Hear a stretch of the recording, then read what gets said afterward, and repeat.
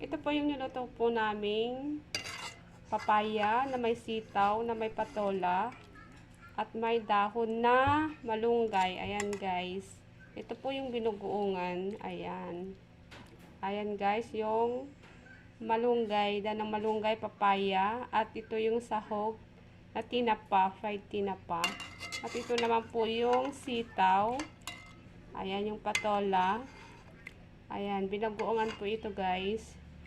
Ayan, ulam po ito ng probinsya. Ayan po, masarap po ito guys.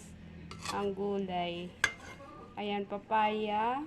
Ayan po, yung tinapa. Hinimay-himay na yung sitaw, patola at papaya. Ayan. Ayan. Ito pong ulam ng probinsya. Ayan po. So, kain po tayo guys. Thank you for watching. God bless you all.